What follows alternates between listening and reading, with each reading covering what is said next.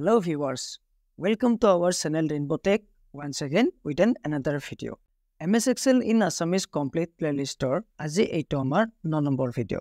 এতিয়ালৈকে আমি আগৰ ভিডিওবিলাকৰ পৰা এক্সেলৰ বহুখিনি কথাই শিকি আহিলো। আজি আমি এই 9 নম্বৰ ভিডিওটোৰ দ্বাৰা এক্সেলৰ বিষয়ে আৰু অকণমান শিকিম।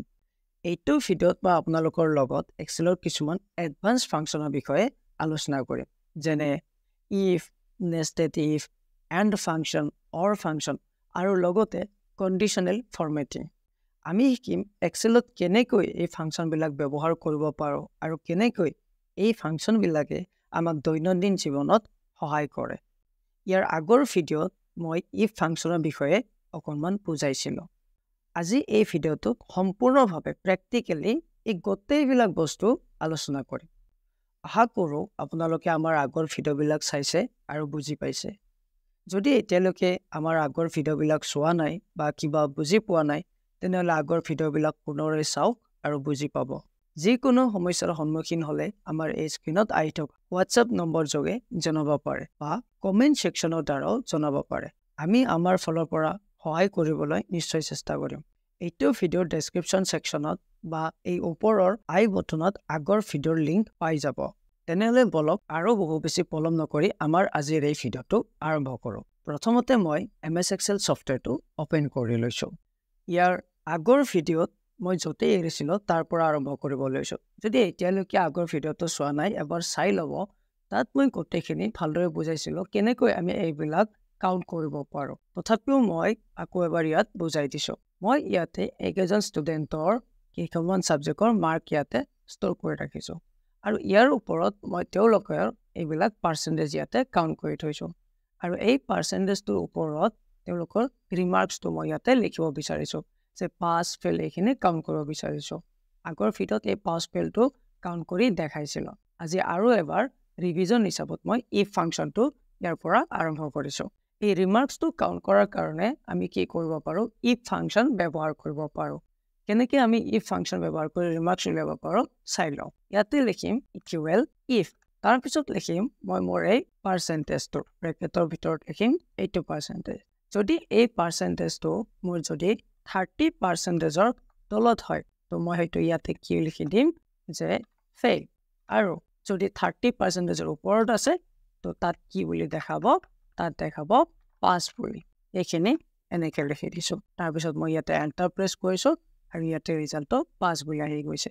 আপোনালোকে ফৰ্মুলা বাৰটো চাই লওক যেটো ফৰ্মুলা বাৰত কি আছে 63% 63% তো 30%ৰ ওপৰত গতিকে ফেইল দেখুৱা নাই কি দেখাইছে পাস ঠিক তেনেকৈ এইখিনি যদি মই ইয়াতে এনেকৈ ড্ৰেগ কৰি দিওঁ আৰু ইয়াতে গোটেইখিনি আমি দেখাব ৰিজাল্টবিলাক আহি গৈছে ইয়াতে এইটো আৰু এইটো ইয়াতে ফেইল আহি গৈছে কিয় কাৰণ তেওঁলোকৰ পাৰ্চেন্টেজটো 30%ৰ তলত আছে এই গতিকে আমাৰ ফাংচনটো অনুযায়ী ইয়াতে ফেইল বুলি আহি গৈছে এইবাৰ আহিছো মই nested if ফাংচনটোৰ বিষয়ে nested if ফাংচন মানে হ'ল এটা if ফাংচনৰ ভিতৰত আন এটা if ফাংচন অৰ্থাৎ এটাতকৈ যদি আমি বেছি লজিক লগাব লগা হয় তেতিয়া আমি nested if ফাংচন ব্যৱহাৰ কৰোঁ যেনে এই পাৰ্চেন্টেজটোৰ ওপৰত ডিপেন্ড কৰি মই ইয়াতে কি কৰিব বিচাৰিছো ষ্টুডেন্ট বিলাকৰ গ্ৰেড দিব বিচাৰিছো যে তেওঁ ফেইল কৰিছে নে ফাৰ্ষ্ট ডিভিজন পাইছে নে সেকেন্ড ডিভিজন পাইছে নে থাৰ্ড ডিভিজন পাইছে এইখিনি দিব বিচাৰিছো এনেকুৱা সিচুৱেচনত আমি কি if ব্যৱহাৰ কৰো আমি nested if ফাংচন ব্যৱহাৰ কৰো কেনেকৈ কৰো ইয়াতে লিখিম মই ইকুৱেল if প্ৰথম লজিকটো মই ইয়াতে কি লগাম প্ৰথম লজিকটো মই ইয়াতে দিম যদি মোৰ এই পাৰ্চেন্টেজটো 30%ৰ তলত আছে অৰ্থাৎ লেছ দেন 30% তো হেতু ইয়াতে কি বুলি দেখাই দিয়ক ইয়াতে দেখাই দিয়ক ফেইল বুলি ঠিক আছে এইবাৰ ইয়াত কমা দিম দি পেলাই ইয়াৰ ভিতৰত মই এইবাৰ নেক্সট লজিক লগাম যে যদি 30%ৰ তলত আছে তো ফেইল কৰিব আৰু যদি 30%ৰ ওপৰত আছে সাপোজ 31 32 33 কিন্তু 45%ৰ তলত আছে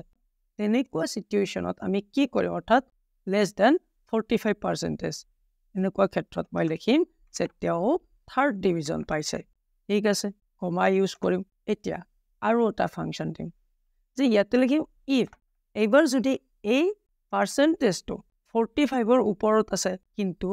60%ৰ তলত আছে তো তেনেকুৱা সিচুৱেচনত আমি বিচাৰিম যে ইয়াতে আহি যাওক সেকেন্ড ডিভিজন বুলি ওকে আৰু নেক্সট যদি সেকেন্ড ডিভিজন হৈ যায় কিন্তু বাকিখিনি কি হ'ল এনেকুৱা হ'ল যে বাকি 60% ওপৰত পাইছে এইখিনিক আমি কি বুলি দেখুৱাম ফাৰ্স্ট ডিভিজন বুলি দেখুৱাম তো ইয়াতে মই কি লিখি দিছো ফাৰ্স্ট ডিভিজন আৰু যিমানটা ইফ ব্ৰেকেট ওপেন কৰিছিলো এই গোটেইকেইটা ক্লোজ কৰি দিছো ইয়াতে মই এন্টাৰ প্ৰেছ কৰি ওকে ইয়াতে মই ডাবল কমাটো দিব পাহৰিছিলো এইটো দিছো আৰু এতিয়া মই ইয়াতে এন্টাৰ প্ৰেছ কৰিছো এতিয়া চাই লওঁ মোৰ এনসাৰটো ইয়াতে ফাৰ্স্ট ডিভিজন আহি গ'ল এতিয়া যদি মই খিনি অটোফিল কৰো ইয়াতে দেখিবলৈ পাব যে এইখিনি সেকেন্ড আহিছে আৰু ইয়াতে ফেল আহি গৈছে এইটো ফেল আহি গৈছে এইটো ফেল আহি গৈছে এই গোটেইখিনি কি হৈছে ফেল আহি গৈছে দেখা পাইছে তো এই ৰিজাল্টটো ইয়াতে ধুনীয়াকৈ আহি গৈছে ইয়াতে ফাৰ্স্ট ডিভিজন আহিছে কাৰণ 63% 60 ওপৰত হয় নেক্সট 51% 60% তলত হয় গতিকে এইটো সেকেন্ড আহি গৈছে আশা কৰোঁ এইখিনি বুজি পাইছে এইবাৰ আহিছো মই এণ্ড আৰু অৰ ফাংচনৰ বিষয়ে এণ্ড আৰু অৰ ফাংচনে বিশেষকৈ আমাক বুলিয়ান ফৰ্মত ৰিজাল্টবিলাক দিয়ে যেনে ট্ৰু আৰু ফলছ আপোনালোকে দেখা পাইছে এয়া মই এক্সেল শিটত লিখি থৈছো এই এণ্ড আৰু অৰ ফাংচন ব্যৱহাৰ কৰি আমি আমাৰ এক্সেলত কেনেদৰে কামবিলাক কৰিব পাৰোঁ সেইখিনি এতিয়া চাই লওঁ তাৰ কাৰণে মই ইয়াতে কিছুমান ডাটা এন্ট্ৰি কৰি ৰাখিছো আহক এইখিনি বস্তু বুজি লওঁ মই ইয়াতে কি কৰিছো কিছুমান ষ্টুডেণ্টৰ মাৰ লগতে তেওঁলোকৰ এটেণ্ডেন্স কি আছে নে নাই এছাইনমেণ্ট দিছে নে দিয়া নাই তেওঁলোকৰ ডিসিপ্লিন আছে নে নাই তেনেকৈ কিছুমান ইয়াতে ডাটা ৰাখি থৈছো এইখিনিৰ ওপৰত মই ইয়াতে তেওঁলোকক ৰিমাৰ্কছ দিম অৰ্থাৎ পাছ কৰিছে নে ফেল কৰিছে সেইখিনি কাউণ্ট কৰিব বিচাৰিছো যে মই এনেকুৱাকৈ কাউণ্ট কৰিব বিচাৰিছো যিকেইজন ষ্টুডেণ্টে 40 মাৰ্কৰ ওপৰত পাইছে আৰু তেওঁলোকৰ এটেণ্ডেন্স ওকে আছে অৰ্থাৎ ইয়েছ হৈ আছে তেওঁলোককে মই ইয়াতে পাছ কৰিব বিচাৰিছো অৰ্থাৎ মই দুটা ইউজ কৰিব বিচাৰিছো এইটো ক্ষেত্ৰত মই এণ্ড ফাংচন ব্যৱহাৰ কৰিম মই লিখিম ইকুৱেল এণ্ড প্ৰথমতে ইয়াতে মই লজিকটো দিম প্ৰথম মই লজিক লগাব বিচাৰিছো যদি মোৰ এই ভ্যালুটো চাই লম যে মোৰ 40 ওপৰত আছে নে নাই তাৰ পিছত চাম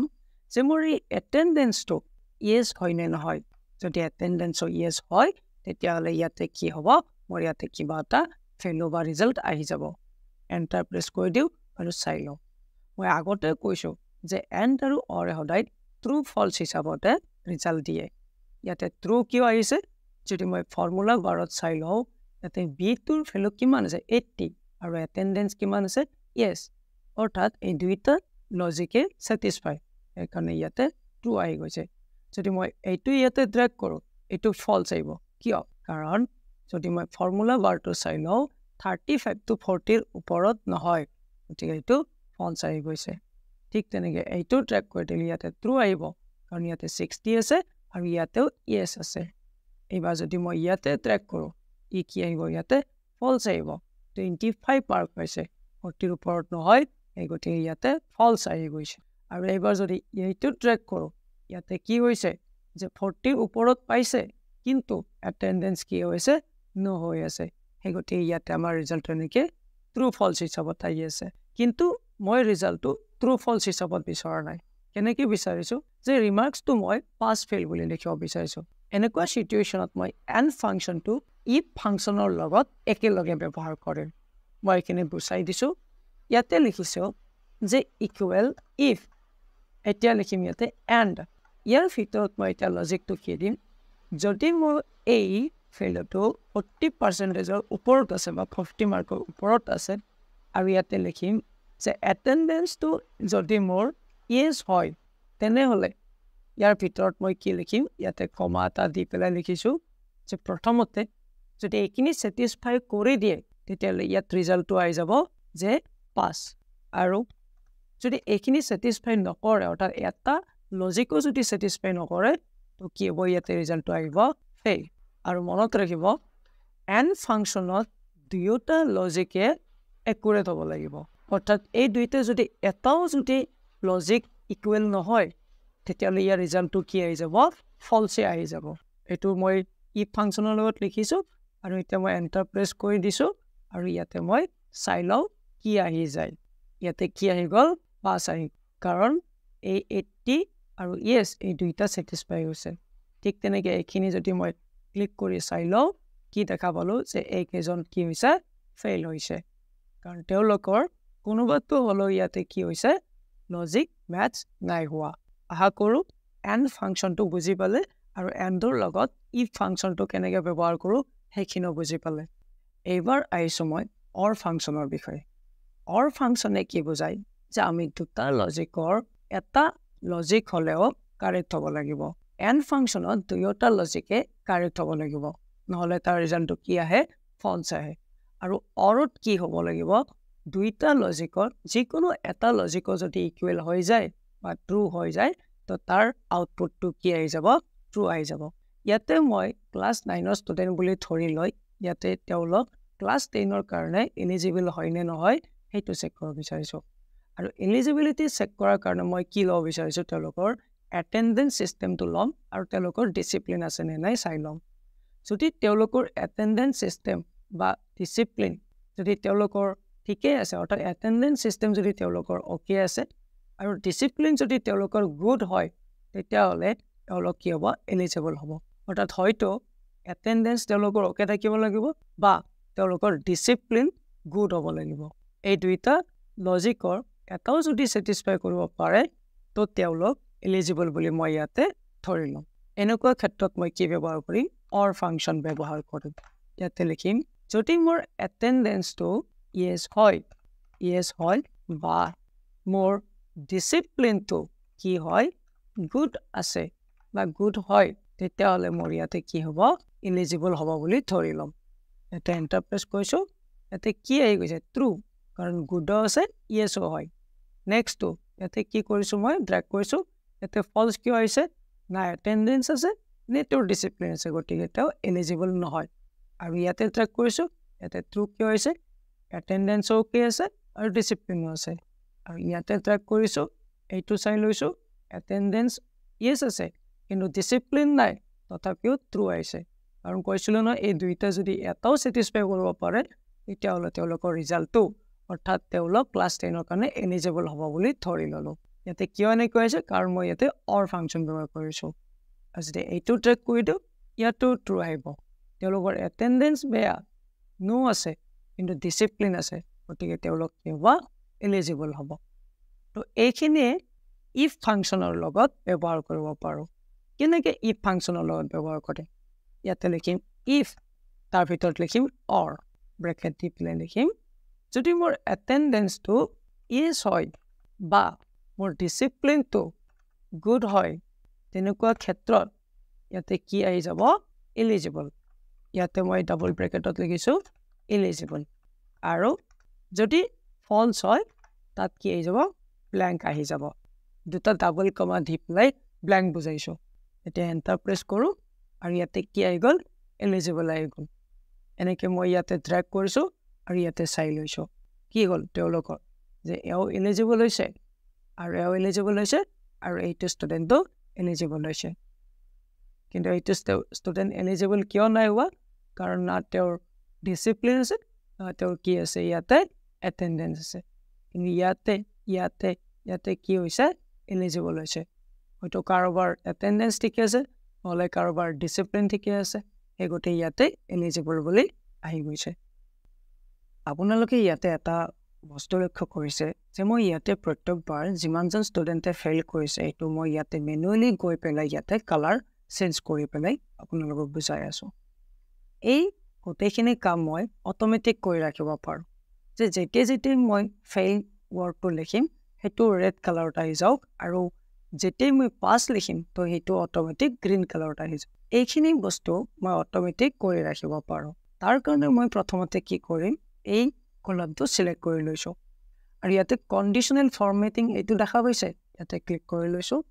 ইয়াতে আহি পেলাই নিউ ৰোলত ক্লিক কৰি লৈছো ইয়াতে format only cells that contain ইয়াতে ক্লিক কৰিছো আৰু ইয়াতে মই বিটিউনৰ জায়গাত মই ইয়াতে কি দিম ইকুৱেল টু লিখিছো আৰু ইয়াতে লিখিম মই ফেইল যে যেতিয়াই মোৰ সেল ভ্যালুটো ফেইল হ'ব ইকুৱেল টু ফেইল হ'ব তো হেতু কি হৈ যাও ফৰমেট টেবত ক্লিক কৰি মই ইয়াতে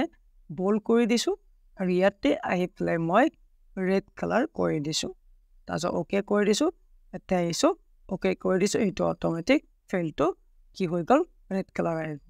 এতিয়া যদি মই ইয়াতে ফেইল ৱৰ্ডটো লিখি দিওঁ তো এইটো মোৰ কি আহিব ৰেড কালাৰ আহি যাব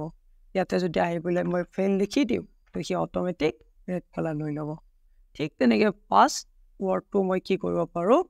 চেঞ্জ কৰিব পাৰোঁ যেতিয়াই মই পাছ ৱৰ্ডটো লিখিম মই তেতিয়াই বিচাৰোঁ যে এইটো গ্ৰীণ কালাৰত হওক ইয়াৰ কাৰণে মই কণ্ডিশ্যনেল ফৰ্মেটিঙত ক্লিক কৰিছোঁ নিউ ৰুলত ক্লিক কৰিছোঁ format only cells that contain ইয়াতে ক্লিক কৰিছোঁ বিটুইনৰ জেগাত ইয়াতে মই ইকুৱেলটো লিখিছোঁ আৰু ইয়াতে লিখিছোঁ পাছ আৰু ইয়াতে ফৰ্মেটত ক্লিক কৰি পেলাই মই কালাৰটো গ্ৰীণ কৰি লৈছোঁ অকণমান বল্ড কৰি দিছোঁ আৰু ইটালিক কৰি দিছোঁ বা মই বল্ড এণ্ড ইটালিক কৰি দিছোঁ দুই এটা অ'কে কৰিছোঁ আৰু ইয়াতে অ'কে কৰি দিছোঁ কি গ্ৰীণ কালাৰ অট'মেটিক লৈছে এতিয়া যদি কেতিয়াবা ইয়াৰ ৰিজাল্টটো পাছটো আহি যায় তো ই অট'মেটিক কালাৰটো চেঞ্জ কৰি ল'ব এজ এ টিচাৰ্ছ আমাৰ দায়িত্ব আপোনালোকক শিকোৱা এজ এ ষ্টুডেণ্টছ বা লাৰ্ণাৰ আপোনালোকৰ দায়িত্ব হোমৱৰ্ক কৰা মই ইয়াতে আপোনালোকলৈ এটা টাস্ক হোমৱৰ্ক হিচাপে লৈ আহিছোঁ মই কমেণ্ট ছেকশ্যন বা হোৱাটছআপৰ দ্বাৰা জনাব যে এই ছেকশ্যনটোত আপোনালোকে কাউণ্ট কৰিব লাগে যে কিমানজন ষ্টুডেণ্টে 40 মাৰ্কৰ ওপৰত পাইছে মই আকৌ এবাৰ ৰিপিট কৰি দিছোঁ যে আপোনালোকে মোক জনাব লাগে যে ইয়াতে কিমানজন ষ্টুডেণ্টে অভাৰঅল 40% ওপৰত পাইছে বা 40 মাৰ্কৰ ওপৰত পাইছে কি ফাংচন ব্যৱহাৰ কৰি কেনেকৈ কৰিব সেইটো মোক জনাবলৈ নাপাহৰিব আশা কৰোঁ আপোনালোকে আজি মই এই ভিডিঅ'টোত যিখিনি কথা বুজালোঁ আপোনালোকে বুজি পাইছে আজিৰ এই ভিডিঅ'টোত মই সম্পূৰ্ণৰূপে if function nested if and or এইবিলাক ফাংচনৰ বিষয়ে আলোচনা কৰিলোঁ আৰু ইয়াৰ লগতে আমি ডাটাবিলাক প্ৰপাৰলি ভিজুৱেলাইজ কৰাৰ কাৰণে কণ্ডিশ্যনেল ফৰ্মেটিং কেনেকৈ ব্যৱহাৰ কৰিব লাগে সেইখিনিও বুজাই দিলোঁ ইয়াৰ নেক্সট ভিডিঅ'ত মই সম্পূৰ্ণৰূপে টেক্সট ফাংচনৰ বিষয়ে আলোচনা কৰিম যদি আপোনালোকে ভাবে এই ভিডিঅ'টো ইম্পৰ্টেণ্ট তেনেহ'লে আপোনালোকৰ বন্ধুবৰ্গৰ মাজত শ্বেয়াৰ কৰিবলৈ নিশ্চয় নাপাহৰিব আজিলৈকে এইখিনিয়ে ধন্যবাদ